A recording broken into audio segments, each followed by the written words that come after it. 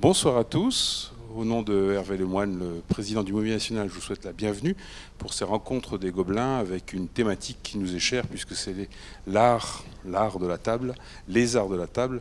Avec ce soir, on va particulièrement aborder la question de l'art français de la table au XVIIIe siècle et une exposition qui a eu lieu il y a très peu de temps à Draguignan.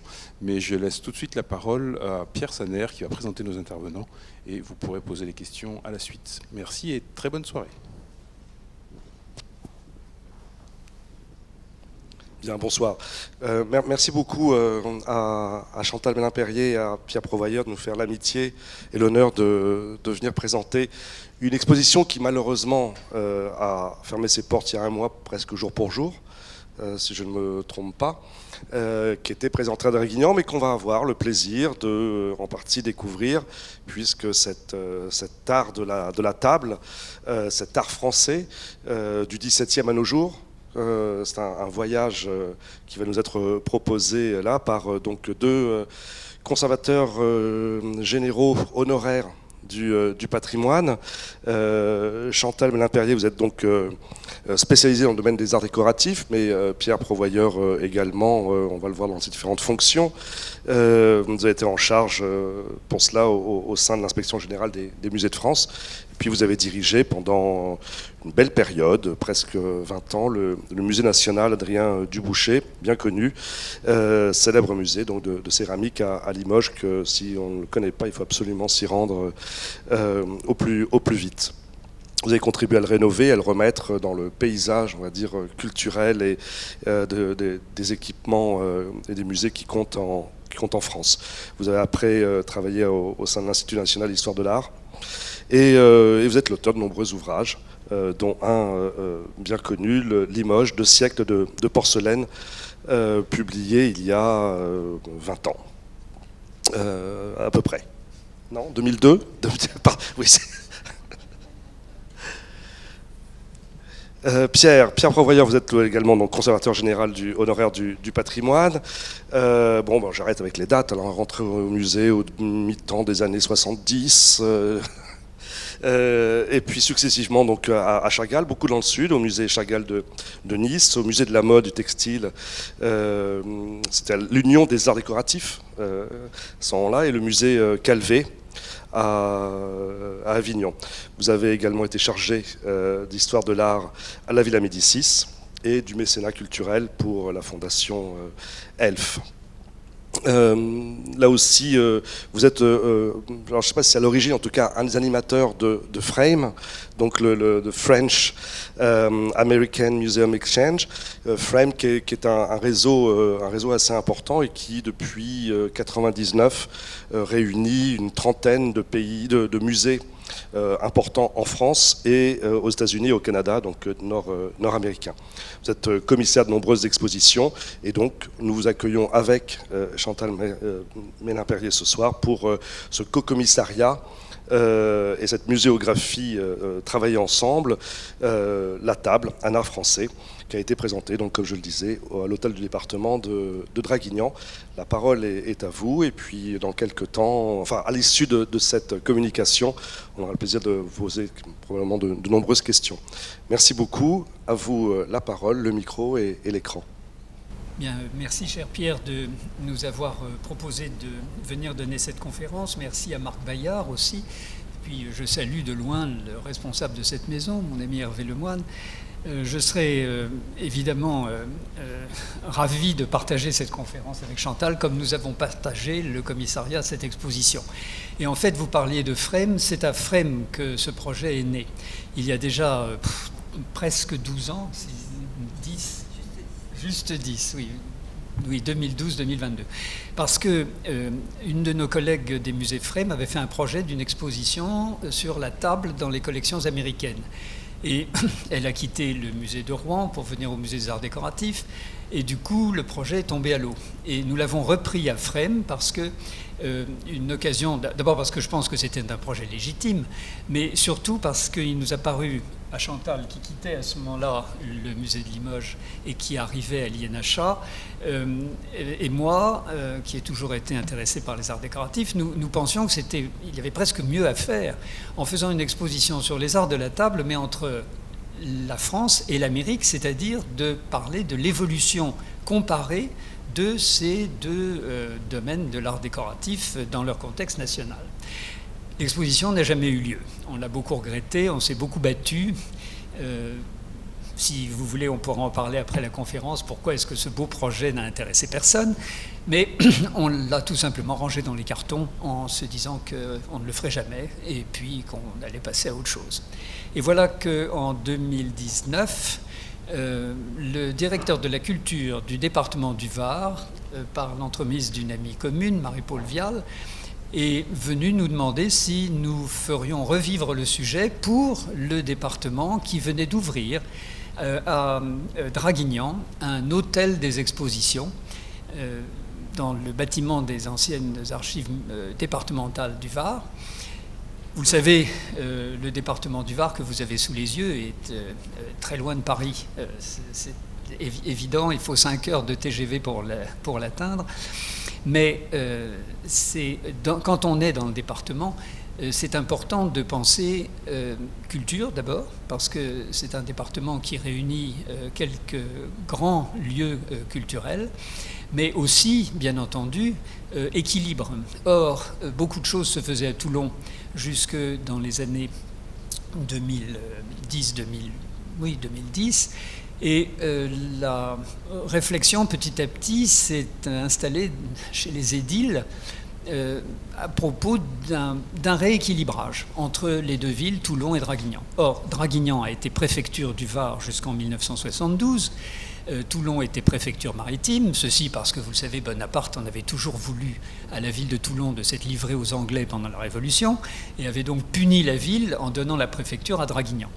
Mais évidemment, en 1972, cette situation n'était plus tenable et donc les archives départementales ont été désertées et l'idée d'y faire quelque chose comme ça de culturel est venue. Alors évidemment, on peut là aussi en parler tout à l'heure. Comment est-ce que nos édiles essayent de peupler ces bâtiments tombés en déshérence d'institutions culturelles, parce que ça paraît normal, et à chaque fois, bien entendu, on grève les budgets, on augmente les dépenses.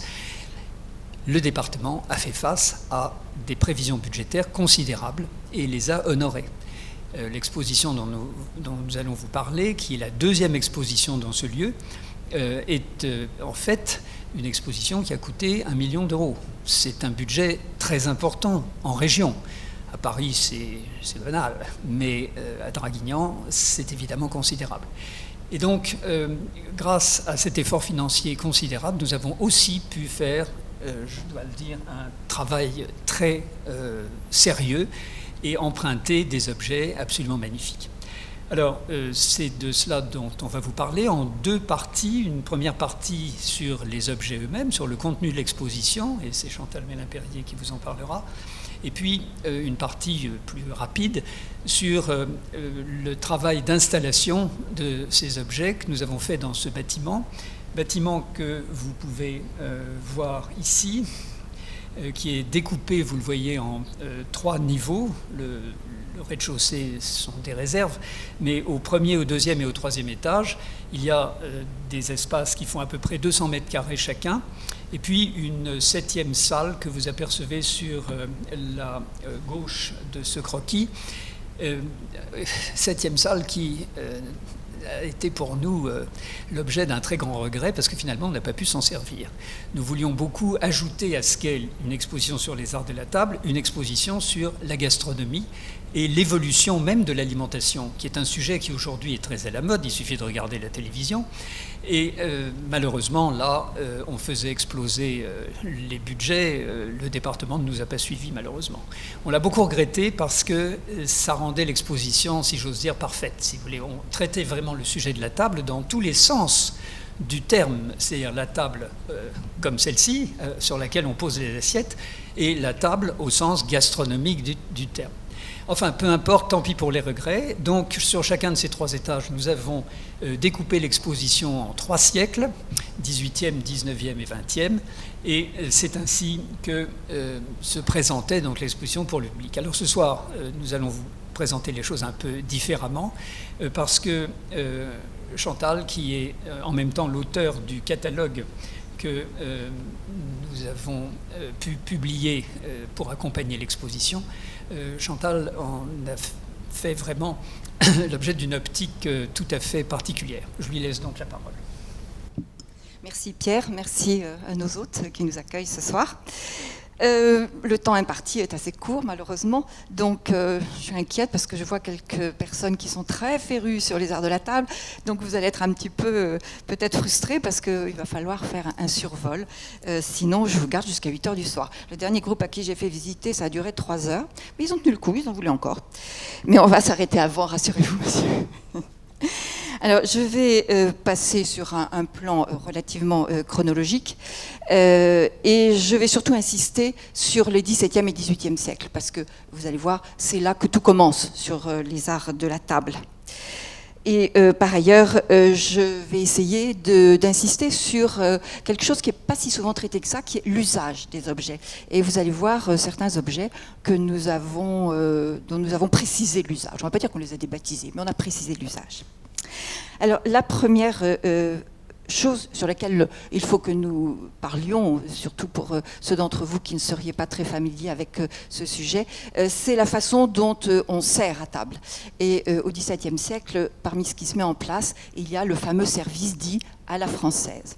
Alors c'est un service que l'on voit assez bien sur cette photo qui représente un service royal puisque c'est le repas qui a été offert à Louis XIV à la fin d'une maladie. Et ça n'est pas grave parce que au fond, les riches, les nobles, les bourgeois vont se calquer sur ce qui se passe à la cour.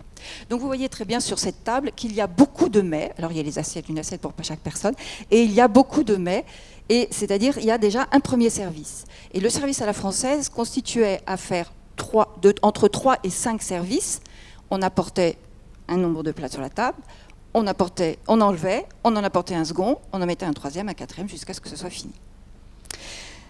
Il y a même un maître d'hôtel qui a dit « il ne faut pas que ça dure plus d'1 quart d'heure, parce que sinon, le maître de maison, ils n'ont plus le temps de faire la conversation, ça ne marche plus. » Alors, je vous ai mis l'exemple dans un livre de cuisine de l'époque, fin XVIIe siècle, où non seulement on donne des recettes, mais on explique comment on va présenter ces tables. Parce que l'idée, c'est que ces plats qui étaient installés sur la table, ils étaient la décoration en elle-même de la table.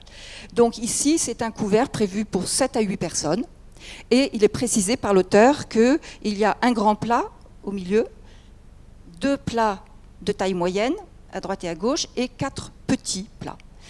Et il était d'usage de couvrir la table. C'est-à-dire que si vous enlevez à la fin du premier service le plat de droite, il faut absolument qu'un serviteur remette un plat à la place. La table ne doit jamais être vide, parce que c'est sa décoration.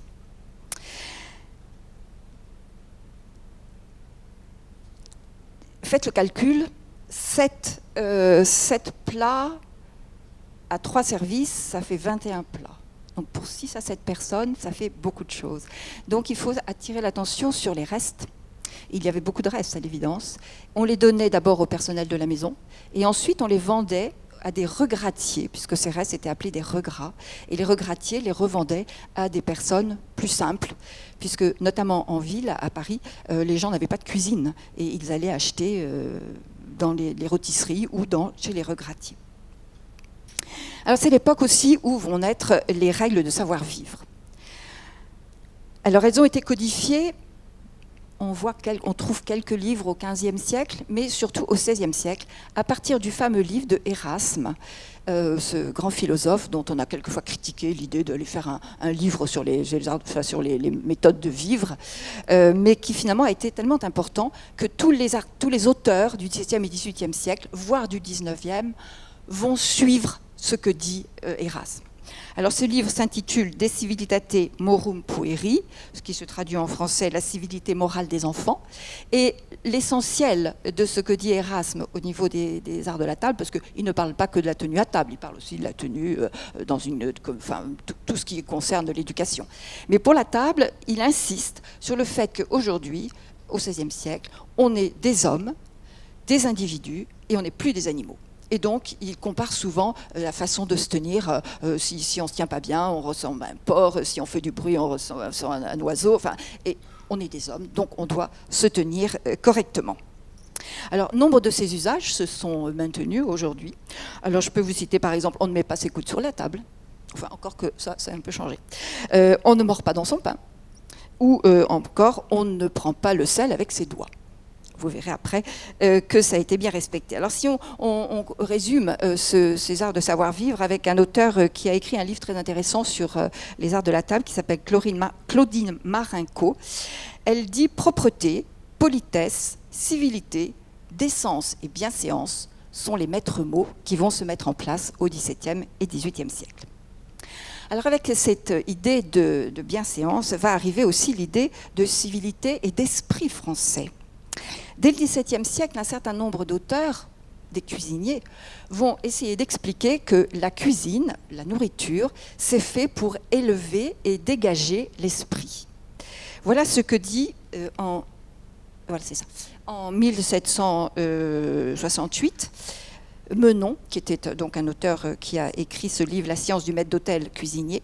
Il dit « La cuisine subtilise les parties grossières des aliments, dépouille les mixtes qu'elle emploie des sucs terrestres qu'ils contiennent.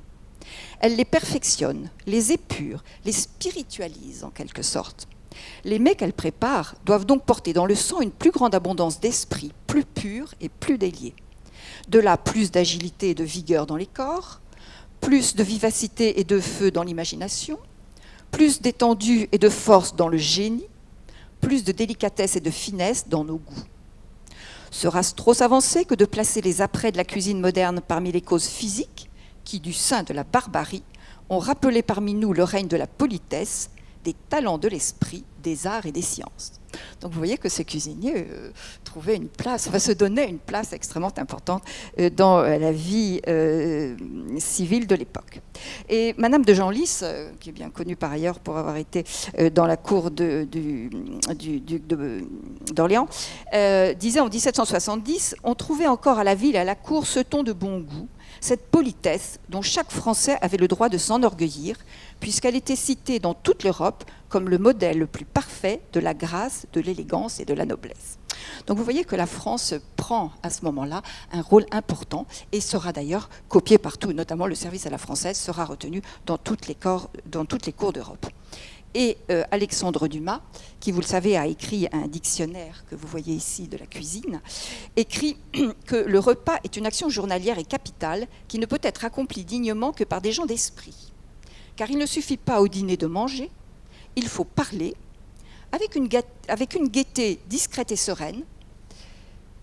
La conversation doit étinceler comme les rubis des vins d'entremets. Elle doit prendre une suavité délicieuse avec les sucreries du dessert et acquérir une vraie profondeur au café. Tout un programme, n'est-ce pas? Alors, un autre thème doit être abordé, c'est la salle à manger. Vous savez qu'au Moyen-Âge, et jusqu'au XVIIe siècle largement entamé, voire jusqu'à la moitié du XVIIIe siècle, on dresse la table là où le maître de maison a décidé, ou la maîtresse de maison ont décidé de le dresser. Alors, un certain nombre d'architectes disent que c'est bien de les dresser dans la seconde antichambre, donc on décore la seconde antichambre de façon un petit peu plus particulière, mais le fait est qu'on n'a pas de salle à manger, de pièces dédiées au repas seul. Vous le voyez très bien dans ce tableau, j'espère que vous voyez mieux que moi, qui représente donc un souper à l'hôtel du prince de Conti, au Temple. Et vous voyez qu'au fond à gauche, il y a une alcôve. Donc on n'est pas dans une salle à manger, on est en fait dans une ancienne chambre, peut-être une chambre encore. Ce tableau est très intéressant parce qu'il va nous permettre d'attirer votre attention sur un certain nombre de choses, en particulier d'abord l'éclairage. Vous voyez qu'il y a un lustre et qui n'est pas éclairé. Avoir un lustre, c'était un grand luxe, c'était compliqué, il fallait le descendre pour mettre les bougies, il fallait le remonter, il fallait le redescendre quand les bougies étaient terminées. Bref, on gardait les lustres pour les très grandes occasions. Autrement, on utilisait des flambeaux, que vous voyez là sur la table, Quand on était riche, on avait des bougies en cire, qui étaient très belles, qui étaient très blanches. Quand on était plus modeste, on avait des bougies en suif qui étaient moins agréables, qui notamment fumaient et dégageaient quelquefois des odeurs désagréables. On voit également qu'on fait de la musique.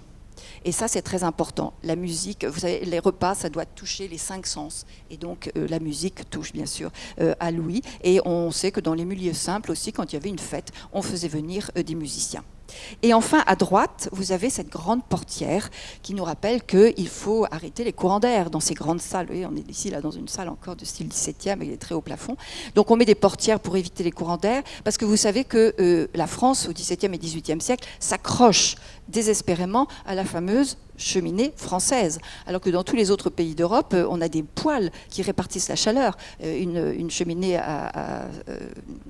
ouverte, ça ne chauffe pas très bien, et celui qui est devant, il empêche les autres d'avoir chaud. Donc, au fond, le seul endroit où les Français ont accepté de quitter leur cheminée et de prendre un poêle, c'est dans les salles à manger, parce qu'on s'est aperçu qu'un repas qui pouvait durer un certain nombre non pas d'heures, mais en tous les cas de minutes, il fallait être confortable et avoir une chaleur diffuse qu'on n'avait pas avec une cheminée ouverte. Dans les règles de savoir-vivre, il faut inclure la propreté. Alors, on se lave les mains depuis le Moyen-Âge. À l'époque, on disait qu'on cornait l'eau au Moyen-Âge. Et chacun arrivait et se lavait les mains avec un serviteur qui tenait une aiguière et un bassin.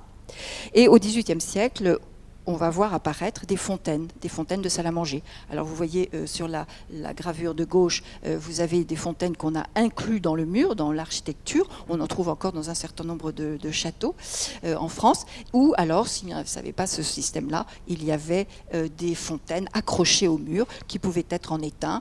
Ici, elle est en faïence. C'est une très belle fontaine que nous avons empruntée au musée des arts décoratifs de Lyon, qui ont la gentillesse de nous le prêter, parce que ce sont des objets énormes et on a un petit peu tremblé au moment de la mise en place, n'est-ce pas Pierre? Alors, c'est donc l'époque, voilà, maintenant qu'on a vu un petit peu le cadre dans lequel la table allait s'installer, l'époque du XVIIe, XVIIIe voit se mettre en place un certain nombre d'objets. Au Moyen-Âge, la table est quasiment vide. Il y a une salière près du maître de maison, il y a des couteaux, il y a quelques gobelets, et puis il y a de quoi quand même manger, c'est-à-dire il y a des tranchoirs qui sont souvent en pin. Et dans le livre bien connu qui s'appelle Le Ménagier de Paris, qui a été publié à Paris en 1393, donc au XIVe siècle, il était recommandé d'utiliser du pain de tranchoir cuit de 4 jours et brun. Donc ça devait être des pains un peu costauds. On a essayé avec Pierre d'en refaire. On n'a pas très bien réussi parce qu'on n'a pas trouvé un pain de tranchoir aussi bien fait qu'au XIVe siècle. Et notre pauvre tranchoir, il a une mauvaise allure à la fin de l'exposition. Et puis après, donc vous les voyez très bien ici sur cette tableau. Vous voyez même il y en a 2. Alors on mettait la viande sur le tranchoir et Erasme précise. Il faut que l'enfant, parce qu'il écrit un enfant, Erasme, il faut que l'enfant coupe sa chair en menus morceaux sur son tranchoir, car il faut manger avec la main droite en prenant honnêtement la chair avec 3 doigts seulement. Donc certes, on mange avec ses doigts, mais on est prié de le faire proprement. Évidemment, ces tranchoirs ne vont pas durer très longtemps. Alors, sur la prochaine photo, vous allez voir qu'ils sont devenus rapidement en métal. Et puis ensuite, eh bien, on va voir apparaître au XVIe siècle, à la fin du XVIe siècle, les assiettes. Et les assiettes, elles vont tout de suite avoir la forme qu'on leur connaît aujourd'hui, avec au centre, je ne sais pas si j'arrive à vous le montrer, voilà, au centre, vous avez le bassin, ici, vous avez l'aile, et entre les deux, le passage entre le bassin et l'aile, hop là, c'est le marli. Pardon. Et donc, à partir du XVIIe siècle, toutes les assiettes vont être pareilles. Vont apparaître les assiettes creuses, dites à la Mazarine, et on ne va pas beaucoup changer, enfin non, on ne va même pas du tout changer les assiettes rondes avec différents décors, différentes façons de les traiter. Et il faudra attendre le XXe siècle pour avoir des recherches sur les formes des assiettes, et avoir soit des assiettes carrées comme celle-ci, ou bien rarement la même coupée en 2. Mais ça, il y a certaines ironies dans cette affaire. Alors, à côté de l'assiette, bien sûr, il y a les couverts. Alors, les couverts, on a toujours eu un couteau, vous l'avez vu sur les tableaux précédents. On a toujours eu une cuillère aussi. On pouvait arriver avec son couteau et sa cuillère d'ailleurs, parce qu'il n'y avait pas de service. Chacun pouvait apporter ses couverts s'il le voulait, même si de temps en temps on les partageait. Et va apparaître au XVIIe siècle la fameuse fourchette. Alors, vous savez sans doute qu'on a écrit tout et son contraire sur la fourchette. Les Français l'ont certainement connu grâce aux guerres d'Italie. Les chevaliers qui sont partis accompagner Charles VIII et Louis XII en Italie ont vu quelques fourchettes. Alors ils ont vu en fait des fourchettes comme celle qui est en haut. Ils ont vu ces petits fourchons que les Italiens avaient sans doute reçus de Byzance et qui servaient surtout pour manger des desserts, pour aller piquer un fruit confit ou une friandise.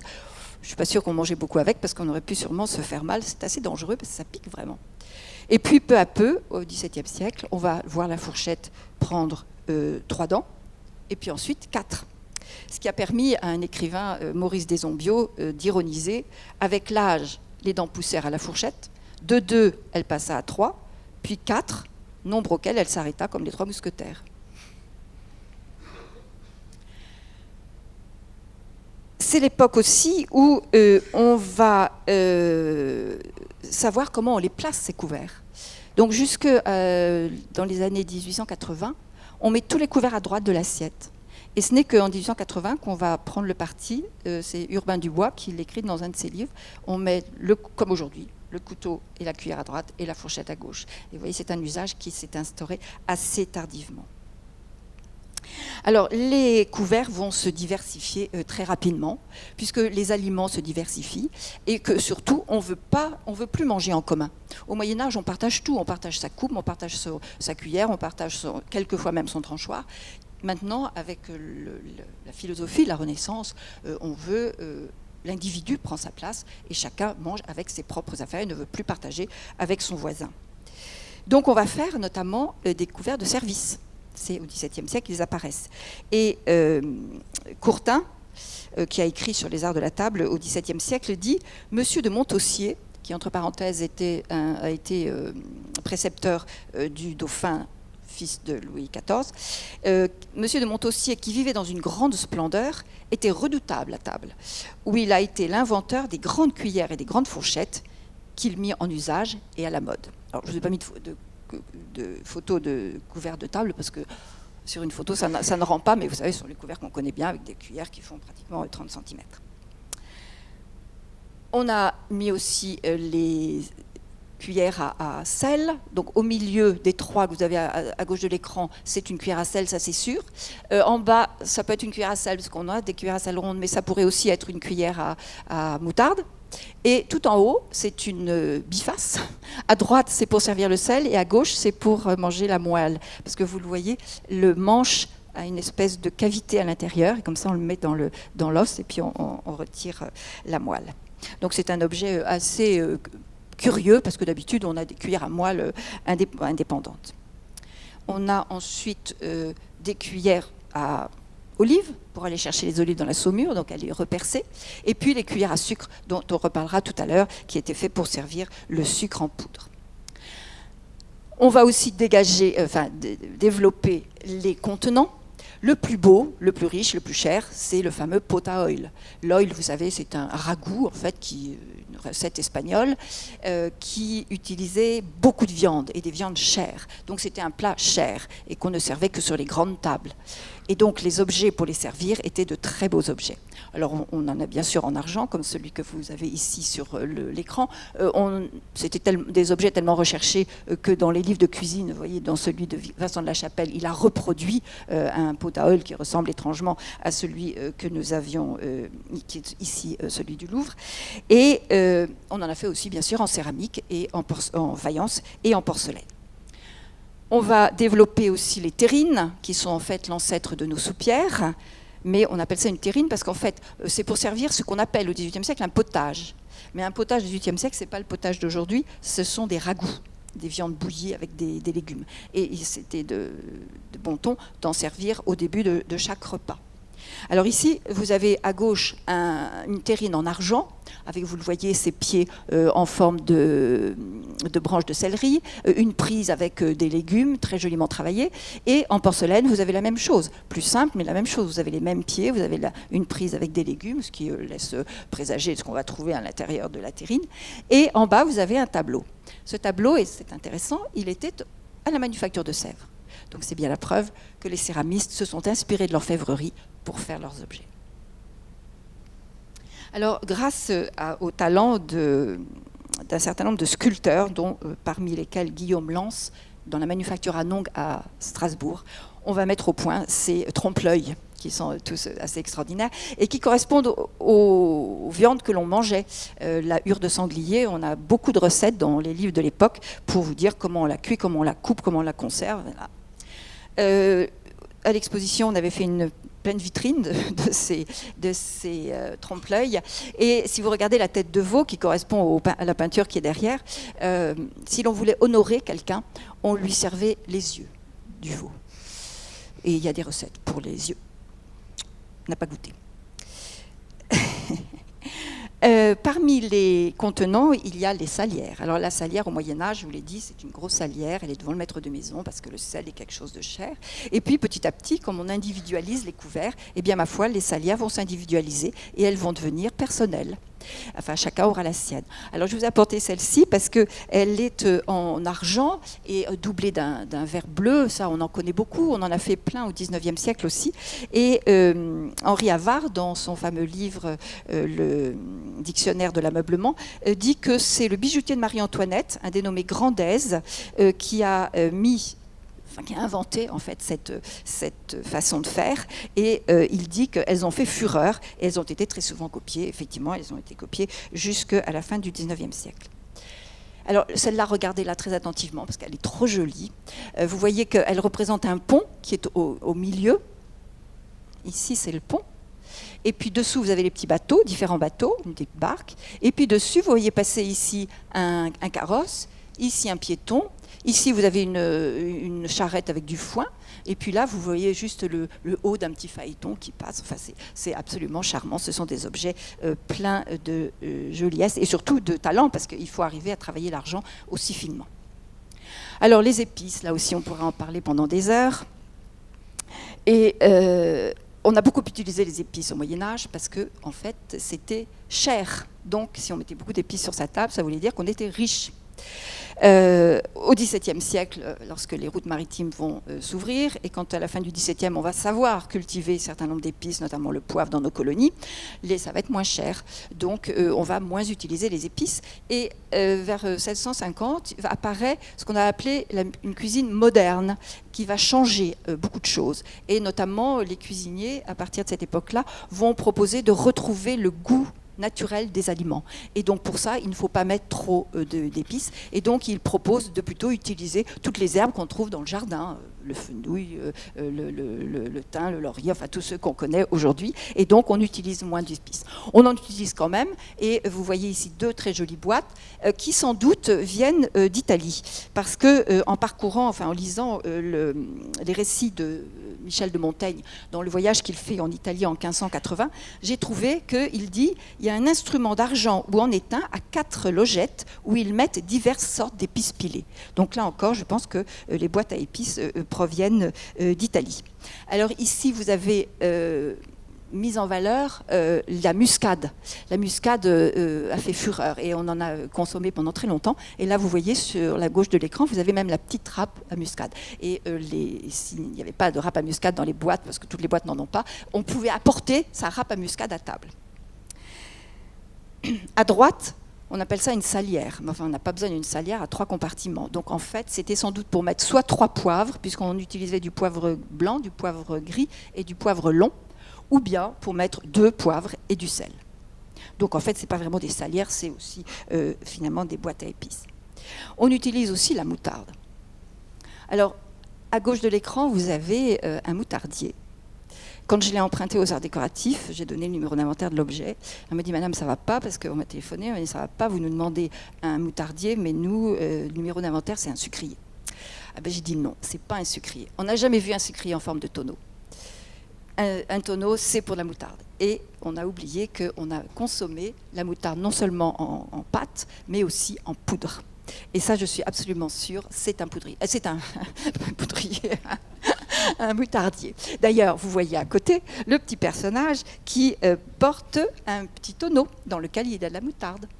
Et donc, Henri Havard, toujours dans son dictionnaire, cite Savary et dit une sorte de petit boisseau de bois avec un couvercle que les garçons vinaigriers roulent sur une petite brouette qu'ils poussent devant eux, dans lequel ils tiennent proprement la moutarde qu'ils vont crier par les rues.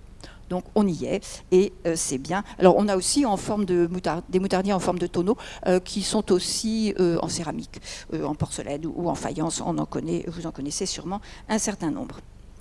Alors, non, il y en avait une avant. Oui. On a fait des sauces. Alors les sauces, j'insiste 30 secondes parce que dans le livre de Menon, j'ai calculé 90 recettes de sauces. Ce qui explique pourquoi on a encore beaucoup de saucières dans nos musées. Alors les saucières, elles ne sont pas couvertes. Et vous allez voir pourquoi je vous dis ça. Donc celle-ci, elle est trop jolie avec son petit canard, mais finalement, il faut un manche pour la tenir. On utilise aussi les œufs. On mange beaucoup d'œufs à cette époque-là.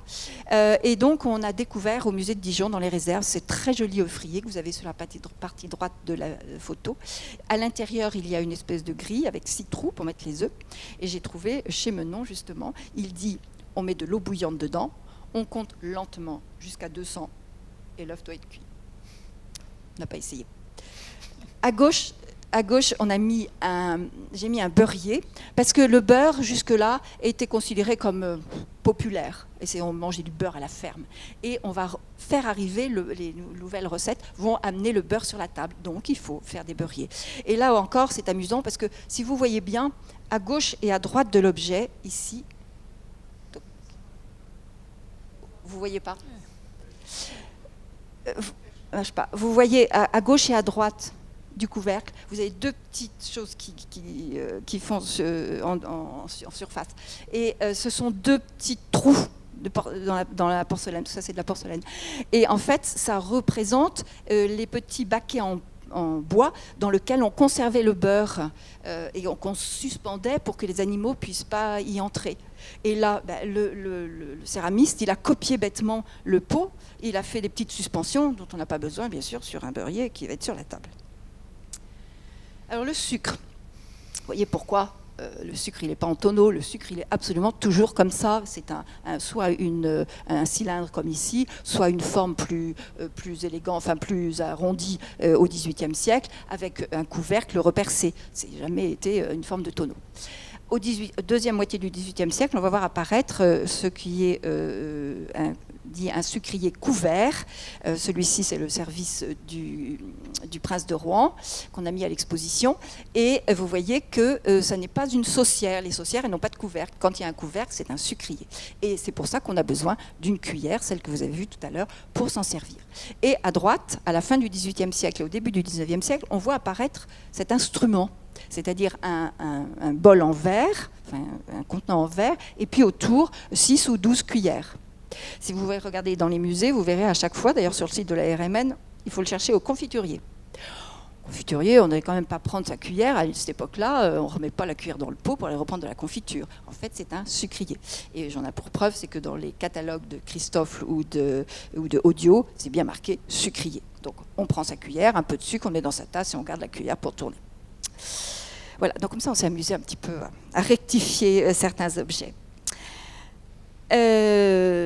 Alors, les glaces. Les glaces, c'est important parce que la glace, il faut avoir le froid. Alors, tant que c'est l'hiver, ça va, mais l'été, on mange des sorbets quand même. Et si on peut avoir de la glace, c'est qu'on est riche. Donc, les sorbets sont très à la mode chez les gens qui ont les moyens. Donc, pour avoir de la glace, eh bien, on a des glacières que vous avez ici. C'est-à-dire qu'on creuse un grand trou, et ça vient d'Italie aussi, parce qu'on en trouve notamment au château d'Urbino, qui date du XVe siècle, il y a une très belle glacière.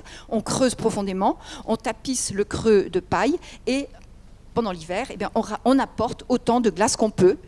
Alors on l'apporte par exemple avec des charrois pleins de morceaux de glace qu'on va chercher là où il y en a, c'est-à-dire soit dans les montagnes pas trop loin, sur les glaciers si c'est pas très loin, sur les étangs, enfin bref, on va chercher de la glace et on la garde pour tout l'été, et ça tenait pratiquement 1 an.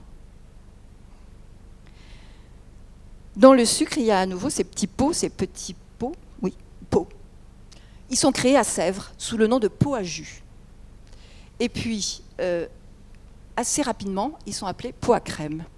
Alors pourquoi pots à jus? Ces personnes qui m'avaient dit oh ben oui, mais non, du jus de viande, ça ne va pas. Puis, de toute façon, ces petits pots, ils sont généralement dans les services à dessert. Donc j'ai trouvé dans le livre de Gillier, qui était comment dit-on, qui fait les gâteaux, le pâtissier, merci, le pâtissier de Stanislas Leczinski, qu'il recommande d'utiliser des jus de fruits pour agrémenter certaines compotes. Donc c'était peut-être fait pour ça. Et puis après, il s'appelle pot à crème. Alors dans les livres de cuisine, c'est pareil, on trouve plein de recettes de crème. Alors les boissons. Les boissons au Moyen-Âge, on boit dans une coupe, comme vous le voyez ici, ou bien dans un gobelet, comme vous le voyez là. Et les verres, qui existent au Moyen-Âge, mais en très petit nombre, vont se développer à partir du XVIe siècle sous l'influence italienne. À gauche, vous avez un verre italien, et vous voyez que la France, à droite, a évacué les décors superflus et garde juste cette très jolie forme effilée. Alors, les verres, il faut se rappeler qu'ils ne sont pas sur la table jusqu'à la fin du XVIIIe siècle. Parce qu'il y a les plats sur la table. Donc il n'y a pas de place pour mettre des verres. Si vous mettez des verres, vous allez tout casser parce qu'il faut tendre le bras pour aller servir dans les plats qui sont sur la table. Donc il faut appeler un serviteur et lui demander à boire. Il vous apporte à boire sur un plateau, comme vous le voyez très bien au milieu à gauche, ou bien représenté à gauche sur ce tableau. Et il faut boire tout d'un coup pour pouvoir rendre le verre au serviteur qui repart avec. Alors, on n'a pas le temps, mais il y a eu des tas de critiques de cette chose-là en disant il faut avoir un escogriffe de valet derrière soi en permanence. Et c'est pour ça qu'on va mettre des tables servantes pour éviter d'avoir à avoir ces personnages qui écoutaient bien sûr les conversations et qui s'amusaient à les critiquer. Alors, la boisson pouvait être dans des aiguières, et vous voyez sur la table ici, vous avez une très belle aiguière à gauche. Quand vous prenez le tableau entier, à gauche de la desserte, il y a une belle aiguière. Donc la voilà. Quand l'objet devient rond, on l'appelle un pot. Et vous voyez sur le tableau de gauche qu'il y a un très joli pot à gauche sur la nature morte. Et puis à droite, vous voyez deux carafes en verre, comme celle qui est à droite de l'écran. Et vous voyez qu'on y a dans une de l'eau et dans l'autre le vin. Donc il faut toujours être bien prudent en disant ça servait à mettre de l'eau, ça servait à mettre du vin. L'usage des objets n'était pas forcément très stable. Les bouteilles vont apparaître en Angleterre, l'Angleterre qui met au point ses verres foncés. Et la forme pensue va au XVIIIe siècle devenir une forme cylindrique. Et ainsi, on va pouvoir les empiler et conserver le vin en bouteille et non plus seulement en barrique de bois.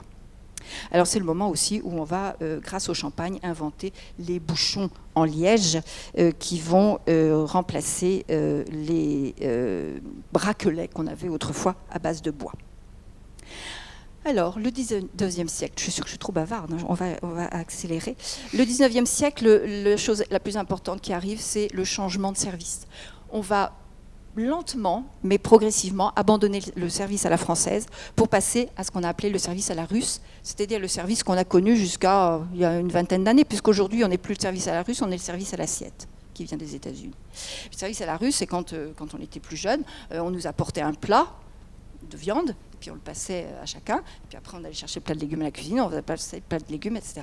Et donc la table se libère, et on va pouvoir mettre des verres, on va pouvoir mettre tout un tas d'objets sur la table, donc tout change. Alors, déjà, un Russe au XVIIIe siècle, qui s'appelait Denis Ivanovitch von Wyzyn, avait dit « La cuisine française est excellente, mais le service est détestable ». Et Alexandre Grimaud de la Reynière, en 1804, avait dit « Mais comment a-t-on pu renoncer à l'usage de servir plat à plat tous les éléments d'un repas pour adopter celui de couvrir la table de 15 à 20 mets différents qu'on ne peut manger tout à la fois. La méthode de servir plat à plat, dit-il, est la rocambole de l'art de bien vivre. » Et donc, les vrais gastronomes se sont rapidement attachés à service à la russe. Mais Antonin Carême, qui, vous le savez, a fait nombreux décors de table, a dit, lui, que le service à la française, utilisé dans toutes les cours d'Europe, était plus élégant et plus somptueux. Donc, il y a eu des regrets. Alors le 19e siècle a repris les mêmes objets finalement en les mettant au goût du jour et selon les grands courants artistiques qui vont parcourir le 19e siècle, le néoclassicisme. Alors, cette pièce néoclassique, elle est en porcelaine dorée. et non pas en bronze doré. Nast, qui l'a fait, avait mis un point d'honneur à faire de la porcelaine qui puisse rivaliser avec le bronze doré.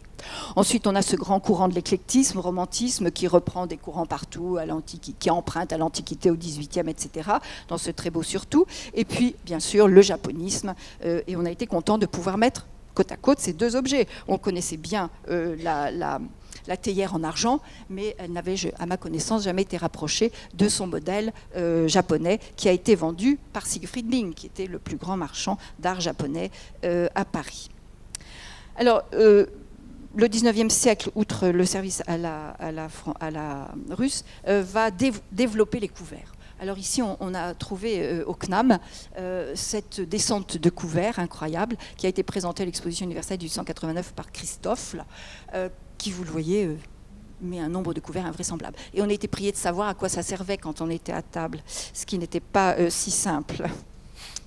Alors, parmi ces couverts, il y avait le couteau à peler les oranges que vous avez en haut à gauche, le ciseau à couper les œufs, qui sont bien drôles, et quelque part, voilà, ça a été critiqué, cette débauche de couverts. L'excès de luxe et l'ingéniosité des industriels ont créé des besoins inutiles. Les porte-menus, les cuillères à huîtres et 20 autres objets de ce genre y répondent. La complication du service n'ajoute que des encombrements, sans aucune compensation. La préoccupation qu'elle fait naître nuit au bien-être des convives. Chacun louche du côté de son voisin pour voir comment il fait et silencieusement se torture les doigts en l'imitant. Donc, le XXe siècle, bien sûr, va abandonner ça. Alors, au XIXe siècle, on voit aussi donc, les fameux services de verre qui vont se développer dans les grandes manufactures de cristal. Et au début du XIXe siècle, il y a donc 6 verres. Vous avez le verre à eau, le verre à madère, le verre à vin rouge, le verre à vin blanc et le verre à Porto. Le champagne, on va en reparler 2 secondes, et le verre coloré pour le vin du Rhin. Alors, le champagne, il pouvait être donc dans une coupe ou dans une flûte.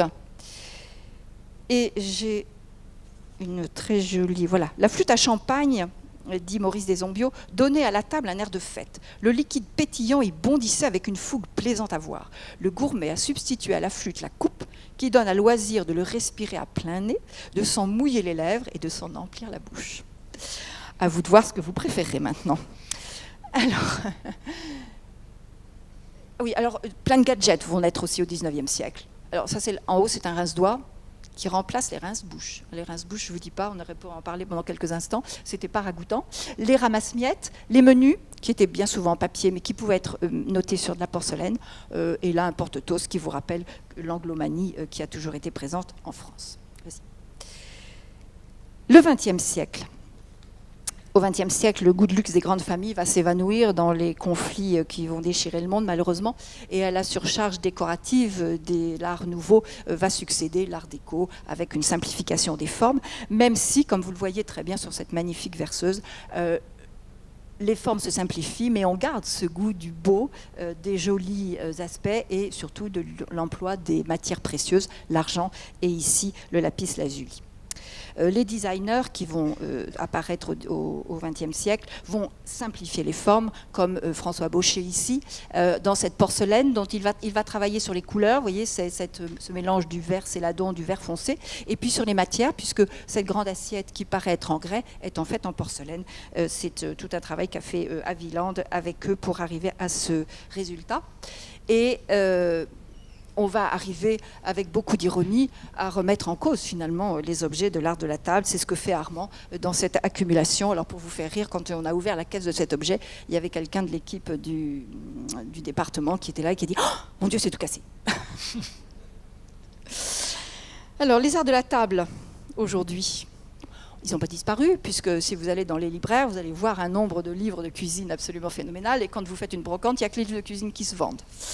Mais si vous allez dans des fast-food, enfin dans la cuisine rapide, vous allez manger votre pizza dans un carton, vos frites dans du papier. Enfin voilà, les arts de la table s'adaptent malheureusement à la vie contemporaine.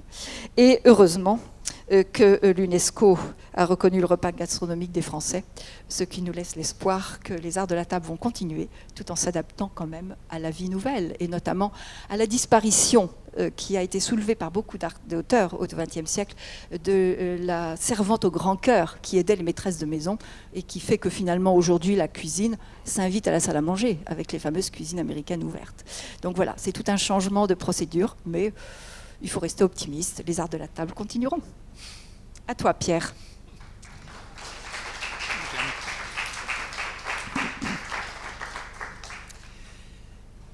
Dans cet extraordinaire enthousiasme qui a été le nôtre à rechercher des objets, et Chantal, à vrai dire, a beaucoup contribué à en trouver d'extraordinaires et de très nombreux, il fallait, dès le début, réfléchir, bien entendu, à leur présentation. Et vous le savez, toutes les expositions d'objets sont des expositions compliquées, parce qu'il faut les protéger, il n'est pas question d'abandonner le système de la vitrine. Il faut aussi les présenter de façon individuelle, c'est-à-dire que chacun ait son seclet. Et puis, il faut organiser, bien sûr, un discours. Alors, ceux qui, dans cette salle, et ils sont quelques-uns, me connaissent bien, savent que j'adore le théâtre, savent que je me suis toujours, dans ma carrière, occupé d'installer moi-même mes expositions, en me souvenant d'ailleurs d'un propos que Jean Chatelain, directeur des Musées de France, quand il nous a reçus en tant que conservateur stagiaire, c'était dans les années 70, nous disait, vous savez, M. Pradel était un grand conservateur, il faisait ses vitrines lui-même. Et moi, j'ai pris ça pour une véritable invitation, un mot d'ordre qui m'a suivi pendant les 40 années qui ont été celles de ma carrière. Ne laissez à personne le soin de présenter les objets ou les œuvres que vous réunissez. Alors évidemment, ça n'est plus très à la mode parce qu'aujourd'hui, les expositions sont livrées à des muséographes qui, sur les rassemblements que vous avez organisés, brodent quelque chose qui est à eux, qui est un geste d'architecte, qui est, bien souvent les muséographes sont des architectes, ils ont trouvé d'ailleurs un nouveau marché dans nos musées. Et ça, je dois dire que, d'accord avec Chantal, dès le départ, nous avons pensé qu'il fallait réfléchir à la présentation en fonction du lieu, bien entendu, qui était mis à notre disposition, mais aussi en fonction du discours que nous voulions tenir. Et il n'y a pas d'art décoratif sans décor. L'évolution des arts décoratifs, c'est un tout. Le local, vous l'avez vu avec la salle à manger, évolue comme la vaisselle évolue sur la table.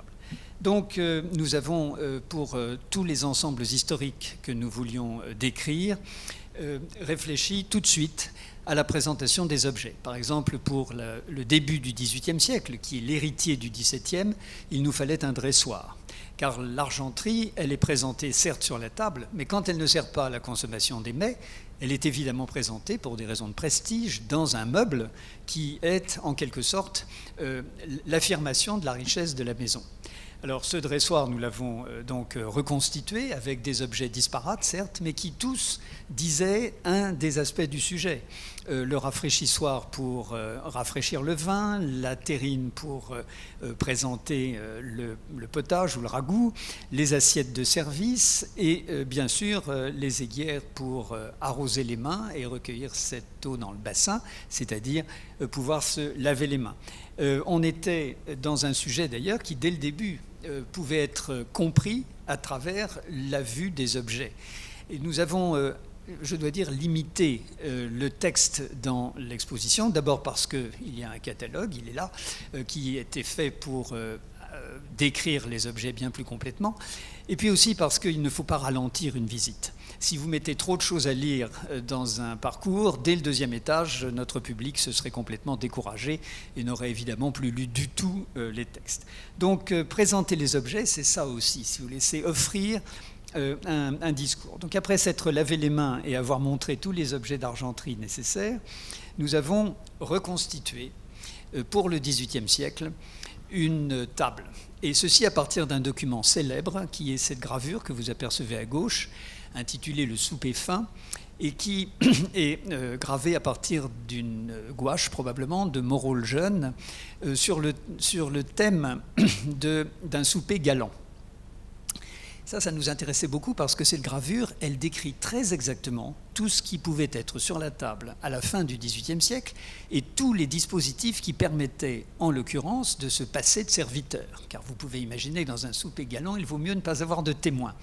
Donc la reconstitution et du décor et de la table nous est apparue comme un bon moyen de comprendre ce qu'est le terme de l'évolution de la table au XVIIIe siècle. Donc on a réfléchi non seulement à la table et à la reconstitution du décor autour, mais aussi à la façon de trouver les objets qui étaient exactement représentés dans cette gravure. Et croyez-moi, ça a été une chasse assez compliquée, parce que retrouver la lanterne avec son fumivore, retrouver les bras de lumière à 3 feux et non pas à 2, retrouver la table servante que vous apercevez au premier plan, tout ça a vraiment supposé des recherches importantes. Alors nous avons eu beaucoup de chance, nous avons retrouvé la lanterne chez une amie, on l'a fait redorer parce qu'elle ne l'était plus depuis longtemps, les bras de lumière chez un célèbre lustre, dans une célèbre lustrerie où Régis Mathieu a bien voulu nous prêter ce qui nous convenait.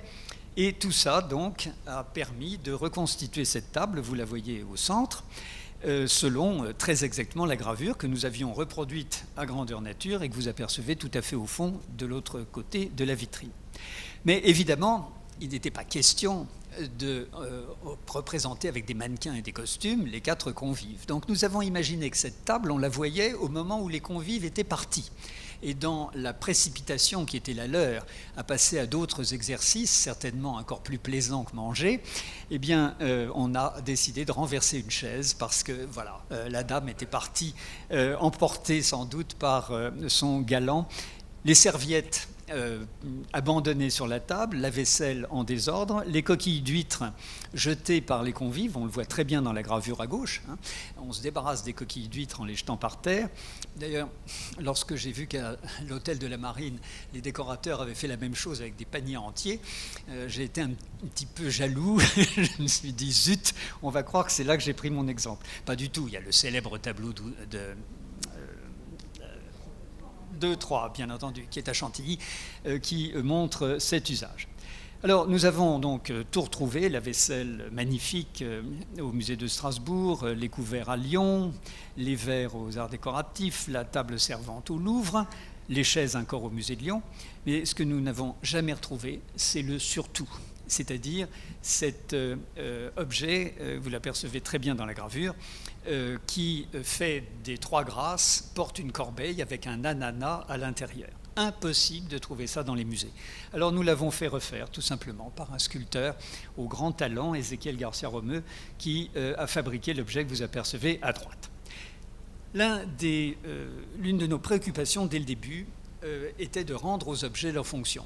Il n'y a rien de plus triste qu'une corbeille sans fleurs ou qu'un plat sans fruits.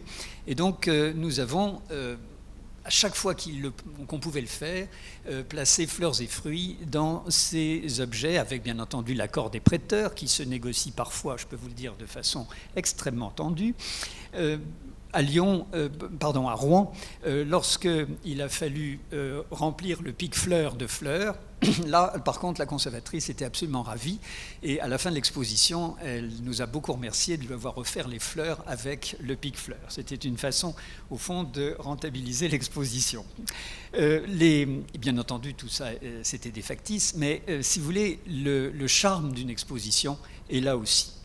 Les choses devenaient plus compliquées avec la salle à manger au XIXe siècle. Vous savez que les papiers peints vont servir à décorer ces salles à manger. Nous avions la chance d'en avoir à disposition un très grand morceau, ce sont les chasses de Compiègne, et il fallait intégrer ces papiers peints à un lambris pour bien faire comprendre que le décor était tout autour de la pièce, donc on l'a scié en quelque sorte à la dimension des panneaux qui existaient, et ceci a permis donc de tout de suite, dès l'entrée du 2e étage, donner l'idée de ce que pouvait être le décor de la salle à manger à l'époque du néoclassicisme. Vous apercevez à gauche la grande vitrine d'un beau rouge antique dans laquelle nous avions rassemblé tous les objets néoclassiques, y compris leurs références archéologiques. Bien sûr, il n'y a pas d'exposition sur la table sans qu'on dresse des tables. Nous en avions dressé une pour le 18e, en racontant une histoire. Nous en avons dressé une pour le 19e, et vous la voyez ici, avec la très belle vaisselle que Chantal Mélin-Perrier a su arracher au dernier héritier de Bracquemont. Très très beau service, dont en plus nous pouvions montrer toutes les aquarelles préparatoires sur calque. Et bien sûr, dresser cette table... Pour dire quelque chose qui est très important en art décoratif, c'est que les styles se mélangent, surtout quand les modes s'accélèrent, sans qu'il y ait véritablement sans que ça pose des problèmes, parce que dans les familles, on hérite toujours des vaisselles des générations précédentes et on y ajoute les vaisselles à la mode que l'on peut acheter sur le marché. Et on mélange tout. Tant et si bien qu'à la fin du XXe siècle, si vous voulez, beaucoup de familles se sont trouvées avec des morceaux épars, tantôt du XVIIIe ou du XIXe, bien souvent du XXe, mais tantôt de style néoclassique, et puis brusquement de la vaisselle art déco au milieu. Alors ici, cette table nous permettait de montrer l'éclosion de l'art nouveau dans le contexte qui était encore celui du Second Empire et de cette table très décorée telle qu'elle existait dans les années 70. Alors, bien sûr, l'éclairage, capital. Or, ici, sur cette table, on pose des chandelles, mais nous sommes dans les années du 180, et naturellement, l'éclairage au gaz est apparu. Mais les chandelles, sur une table de la fin du 19e siècle, elles ont désormais un sens culturel. C'est-à-dire qu'on revendique la référence aristocratique ancienne sur une table pour, en quelque sorte, augmenter son prestige. Enfin, à la période art déco, au XXe siècle, encore une table dressée était nécessaire. Et donc là, sur le projet que nous avons fait, en profitant du fait que le 3e étage à Draguignan s'élargit parce qu'on a supprimé le comble et que la salle est beaucoup plus haute, elle n'est pas beaucoup plus large. On l'a donc, elle respirait, si vous voulez, mieux que les autres peut-être. On a gardé toute sa longueur. Et puis, on a sur les murs posé des miroirs pour élargir encore la salle à gauche et à droite, parce que sur les murs, nous avions disposé ces vitrines qui sont créées à partir d'un modèle de Ruhlmann et que nous avons recouvert d'ébène en plastique. Chantal se souvient particulièrement de la difficulté qu'il y a eu à tendre le film de plastique pour le coller sur la vitrine, car on a fait tout ça beaucoup nous-mêmes, je dois vous dire. Le personnel de Draguignan ne permettant pas de faire des choses aussi compliquées. Et puis l'intérieur de ces vitrines, on tenait absolument à ce qu'il soit doré, parce que c'est un des traits de l'art déco que de faire référence justement à ce style versaillais, si vous voulez, qui était celui de la France éternelle, et qu'après la guerre de 14, après la victoire de 18, on utilise dans un regain de nationalisme. Ça, c'est très important aussi. Et donc, nous avons eu la chance extraordinaire de pouvoir montrer sur la table art déco un grand surtout d'orfèvrerie de la maison Christophe, qui est en fait une citation des fontaines de Versailles, avec des jets d'eau de cristal, probablement dus à Baccarat, et surtout la lumière électrique.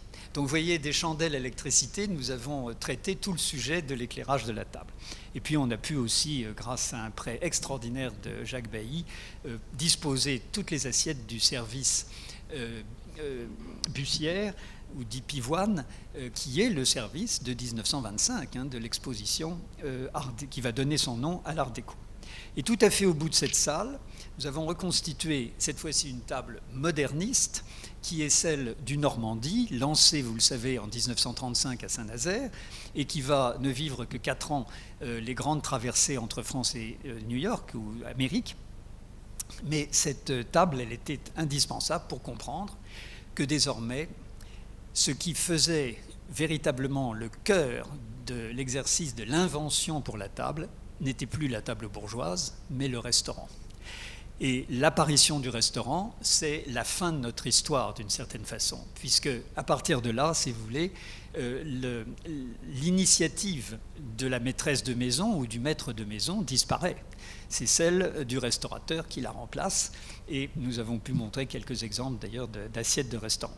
Et puis pour cette table, on va en quelque sorte essayer de donner l'idée de ce à quoi elle pouvait servir, et c'est la raison pour laquelle nous avons reproduit derrière la très grande gouache qui vient du journal L'Illustration en 1935, le numéro spécial du lancement du Normandie, agrandi à l'échelle 1, ce qui nous a permis de faire rentrer en quelque sorte la table dans la salle à manger et les convives autour de la table. Juste une petite remarque, le fauteuil, il n'y en a qu'un, et pour cause, il ne reste sur les 700 fauteuils du Normandie, c'est le fruit de notre enquête avec Chantal à New York il y a de nombreuses années, il ne reste que 3 fauteuils. 2 au Metropolitan Museum et 1 au musée de Saint-Nazaire, c'est celui que vous apercevez dans la vitrine.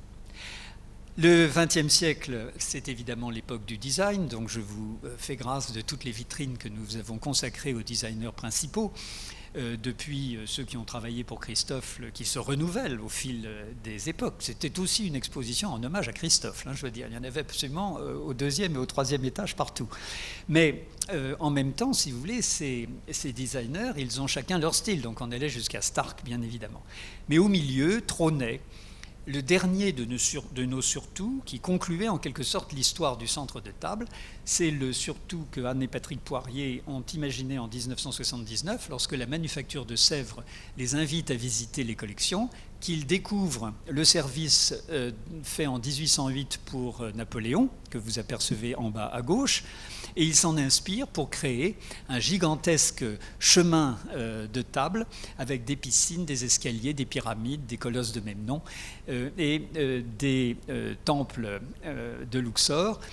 Ce centre de table fait 6 mètres de long et les Poiriers tiennent absolument à ce qu'il soit présenté de façon intégrale. Donc chacun des morceaux a été soigneusement aligné l'un après l'autre dans cette vitrine que nous avons fait construire spécialement. Alors je terminerai sur cette exposition en vous montrant aussi ce qui a été son apport. Le catalogue, bien entendu, qui est la mémoire de notre travail, mais surtout des inédits qui, grâce à la publication au catalogue, vont peut-être maintenant être réintroduits en quelque sorte sur le marché de l'histoire de l'art et des expositions. Par exemple, cette terrine qui vient du château de Hautefort est flanquée de bras de lumière.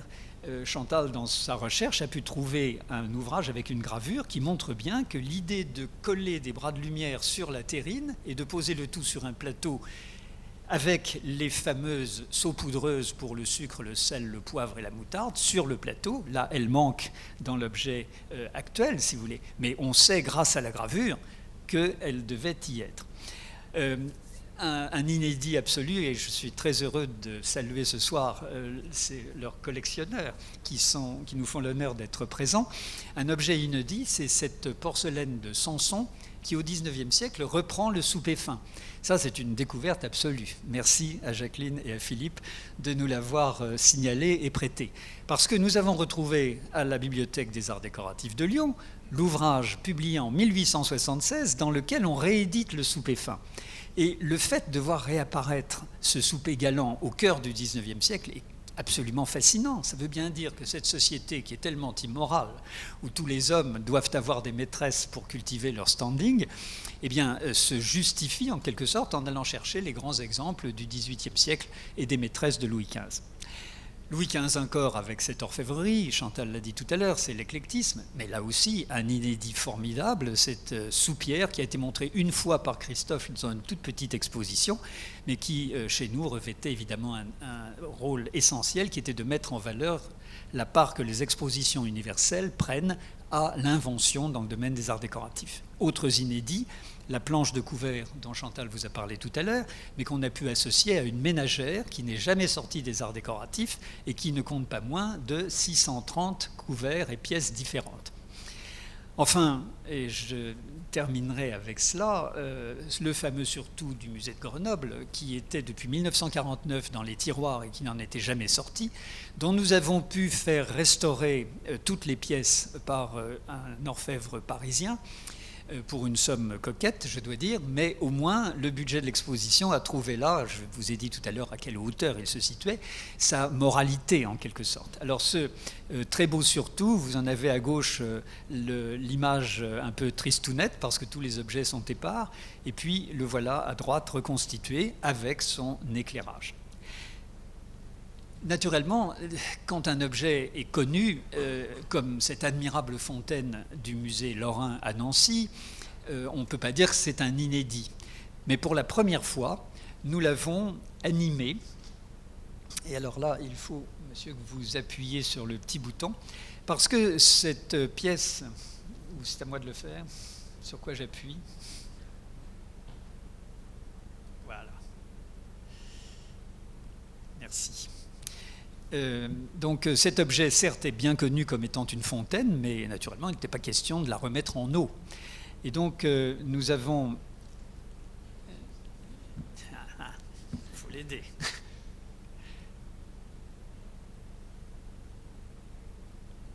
C'est bon, voilà. Donc nous avons demandé à un vidéaste de scanner la fontaine et puis, grâce à l'image électronique, de l'animer de l'eau que nous n'avions pas le droit de faire couler à l'intérieur des quelques tuyaux qui restaient. Une fontaine du XVIIIe siècle, ça ne se maltraite pas comme ça. Voilà, et donc nous terminerons sur cette image qui vous permet de voir la fontaine Leda et le cygne animés par l'eau. En fait, c'est à l'occasion du mariage du commanditaire que cette fontaine a été inventée par Sifflet, qui est l'un des artisans, vous savez, de la place Stanislas à Nancy. Et cette fontaine, elle devient une espèce de métaphore de la fécondation, puisque vous connaissez évidemment le mythe de Leda et la façon dont Zeus approche la nymphe pour mieux s'en emparer. Eh bien, la voilà donc arrosée de ce jet d'eau, ce qui évidemment là aussi nous ramène à ce XVIIIe siècle décidément très très galant et très préoccupé de métaphores mythologiques. Voilà comment, grâce aux expositions, les objets peuvent revivre. Nous vous remercions beaucoup. Nous remercions particulièrement ceux qui ont vu l'exposition à Draguignan et qui ont voulu quand même venir ce soir. Merci et bonsoir.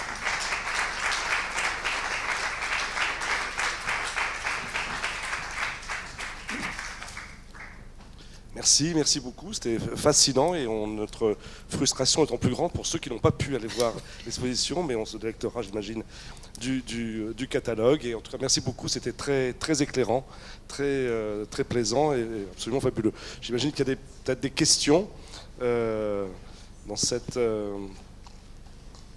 salle. Moi, j'en ai une toute bête. Pour la fontaine, c'est un système de réservoir pour créer une pression. C'est ce que ne peut pas dire l'objet, parce qu'il a été évidemment complètement séparé de son contexte.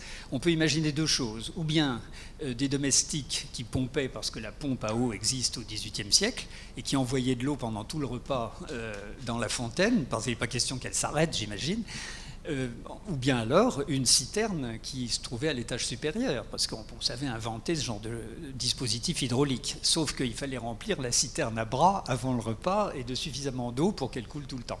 Alors ça, si vous voulez, on ne peut pas le dire. Mais il subsiste encore sous la fontaine le système de tuyaux, si vous voulez, qui a été vraiment très abîmé au cours du 19e siècle et du 20e. Enfin, ce genre d'objet est impossible à stocker. C'est un miracle qu'il ait subsisté.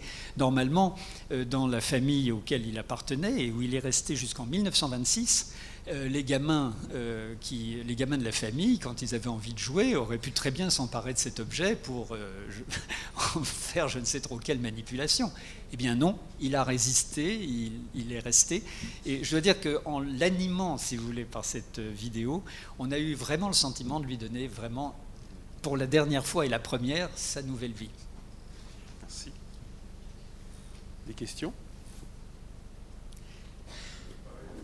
Attendez, excusez-moi, il faudrait que je vous donne le micro. Madame ? Quelle est la grandeur de cette fontaine ? C'est un objet qui fait à peu près 70 cm de haut, c'est grand comme ça. C'est carré. D'accord, merci. Je vous en prie. Vous pourrez la voir quand le musée Lorrain à Nancy sera enfin réouvert, ce qui est, nous a-t-on dit, pour 2028. Il va vous falloir avoir de la patience. Ouais. Oui, il y a eu un grand problème de marché, de travaux, de changements politiques qui ont complètement troublé la réfection ou la réhabilitation du musée de Nancy, du musée Lorrain. Monsieur ? Oui, pourquoi une expo à Draguignan et pas à Paris, par exemple ? Mais parce que, monsieur, il faut bien avoir le développement des territoires. Bien sûr, mais... Et qu'il n'y a pas toujours que Paris qui a les belles choses. Et qu'il faut voyager, cher monsieur. Bien sûr, est-ce qu'elle viendra à Paris ? Ben non. Pas possible. Non, parce que le département a dit c'est nous et nous seuls.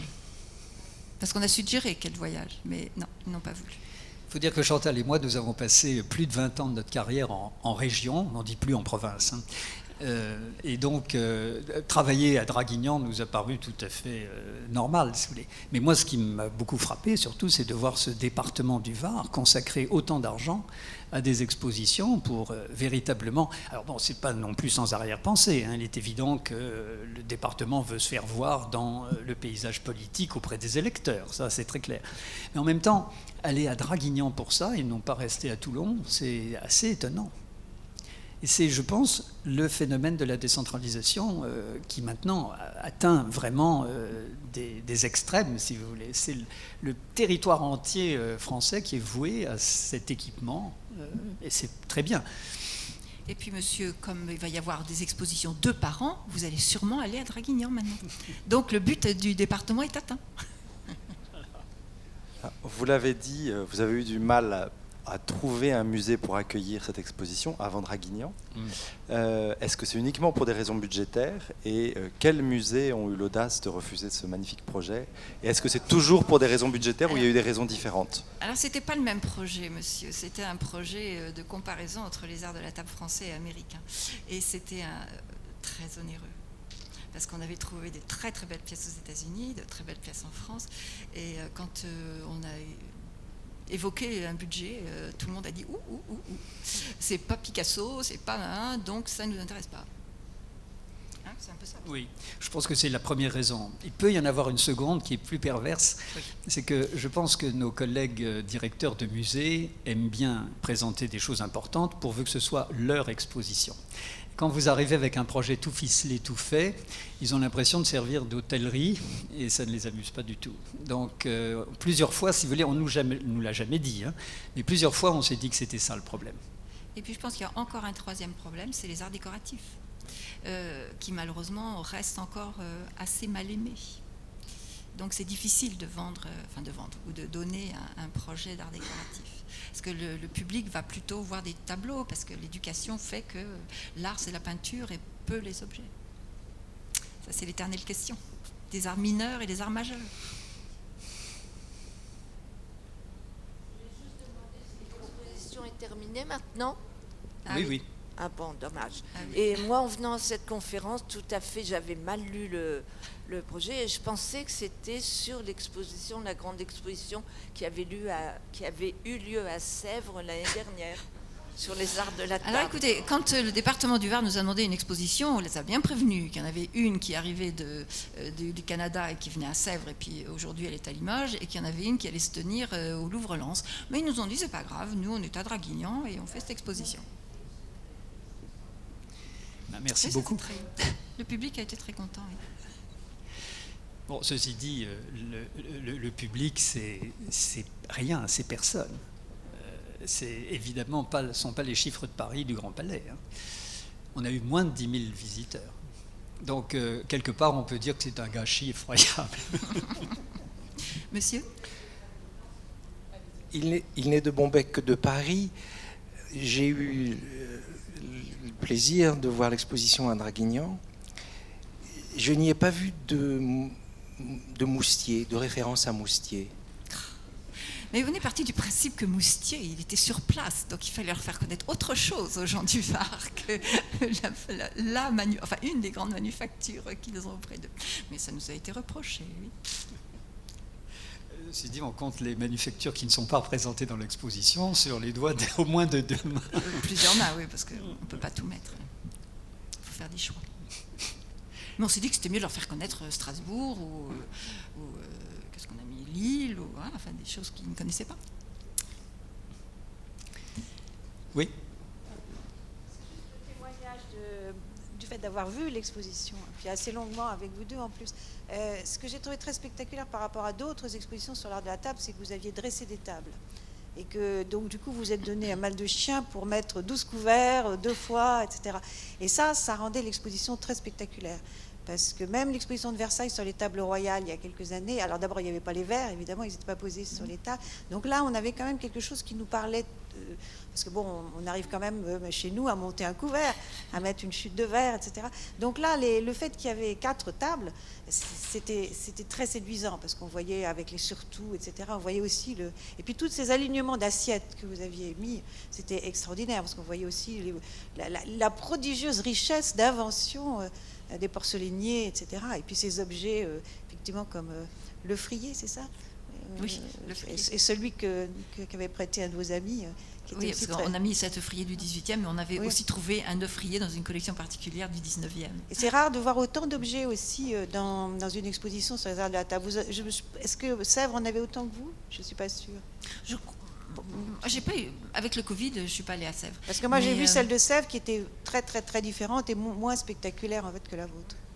Ouais. Jacqueline confirme. Ouais. Non, le fait d'avoir donné le contexte culturel aussi, parce que dresser une table, c'est dresser dans un lieu pour des gens, et ça se voyait, ça se sentait, c'était vraiment très beau. Je crois que ça justifie ce que Pierre vous a dit tout à l'heure, c'est que là, on a eu la chance de pouvoir mettre nous-mêmes les objets en scène. Quand un muséographe reçoit 500, il y avait plus de 500, combien on avait 400 numéros, on avait pratiquement 600 ou 700 objets. C'est compliqué pour un muséographe, il ne connaît pas le sujet. Tandis que nous, on est imprégnés du sujet, les commissaires, on sait ce qu'on va. Alors évidemment, après, il faut avoir le talent de Pierre pour faire les croquis, pour dessiner, voilà. Mais là, on a eu la chance de pouvoir, à deux, se compléter, l'un les recherches, l'autre la muséographie. Et je crois que c'est vrai que c'est un exemple qui ne va peut-être pas se reproduire tout de suite, parce qu'aujourd'hui, on n'a pas tellement de collègues qui ont envie de faire ça. Ou le temps aussi.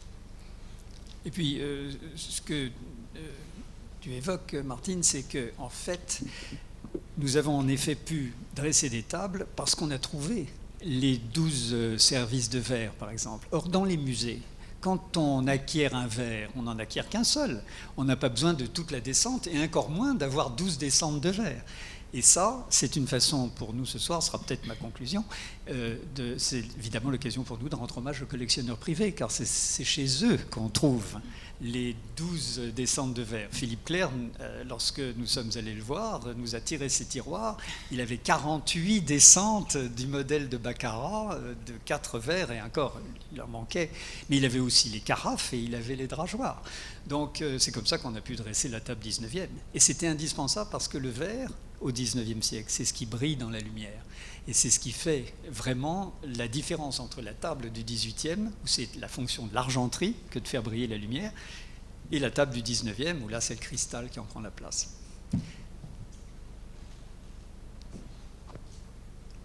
Petite dernière question Ah, pardon. Merci. Oui, c'est juste pour compléter ce qu'avait dit Martine. En fait, non seulement il y avait des tables dressées, mais les murs étaient décorés. Et donc l'ambiance est celle dont on peut rêver. Et ça, c'est extraordinaire, parce qu'aucune des autres expositions que j'ai pu voir ne nous offrait les murs. Donc l'espace, le volume. C'est très important. Merci pour cette deuxième remarque, parce que c'est en fait la vraie thématique de cette rencontre des Gobelins sur les arts décoratifs de la table, pas uniquement ou rarement dans les assiettes, mais en fait tout ce qui est autour de l'assiette, tout ce qui est autour du plat. Donc merci, parce que c'est l'objet même de cet art décoratif. Oui, ça. Mais avec la gastronomie, et peut-être en guise de conclusion, vous n'êtes pas sans savoir qu'il y a des équipements dédiés qui sont en train de se créer dans le prolongement de l'inscription du repas gastronomique des Français dans 4 villes au moins, et une va ouvrir là incessamment le 6 mai à Dijon, et peut-être qu'il faudra se rapprocher, et je me ferai fort, si on est d'accord, de faire les ambassadeurs de ce beau projet pour, qui sait, peut-être le faire revivre et le présenter dans une des cités de la gastronomie, pourquoi pas celle de Dijon, place à la province aussi. Surtout, quand est-ce qu'on aura un musée qui sera dédié à l'art de vivre, à l'art de la gastronomie? Alors Dijon, Tours, Paris-Rungis dans 4 ans, et Lyon qui redémarre. Voilà. À l'abbaye. Et c'est pas des musées, c'est des cités de la gastronomie. À Belle-Perche, oui, mais ça, c'est pas de l'art de vivre, c'est l'art de la table. On a de la table. Pardon? Oui, mais ça se prête. On a bien vu qu'on pouvait essayer. Enfin, c'est un sacré travail, évidemment. Et peut-être qu'on l'a fait une fois, on n'a peut-être pas envie de le recommencer, je ne sais pas. Ouais. Enfin, ça m'amuse que vous citiez Dijon et cité les gastronomies, parce que c'est une des villes que nous avons démarché pour essayer d'y introduire notre première exposition. Et pourquoi est-ce que ça a foiré? Eh bien, tout simplement parce que lorsque monsieur le maire de Dijon a vu arriver le projet des Arts de la Table, il a dit à son directeur, faites une exposition Picasso. Bon, allez, je ne ferai pas l'avocat de François Rebsamen, là en l'occurrence, mais la cité de la gastronomie n'existait pas à ce moment-là. Ils n'avaient pas d'espace. Tandis que là, maintenant, ils ont un certain nombre d'espaces permanents et temporaires. Sauf qu'on était en principe 3 ans avant l'ouverture et qu'il fallait bien ce temps pour préparer l'expo. Et donc les deux choses auraient pu parfaitement se faire. Mais en fait, il faut savoir que l'exposition Picasso n'aura même pas lieu. Le directeur avait été assez astucieux parce qu'il avait dit au maire, nous allons faire une exposition sur Picasso et la table. Je vous rappelle, si vous voulez, donc il y a quelques catalogues, si certains d'entre vous ont envie d'en garder un. Merci beaucoup. Merci à vous. Merci, à très bientôt et merci beaucoup à François.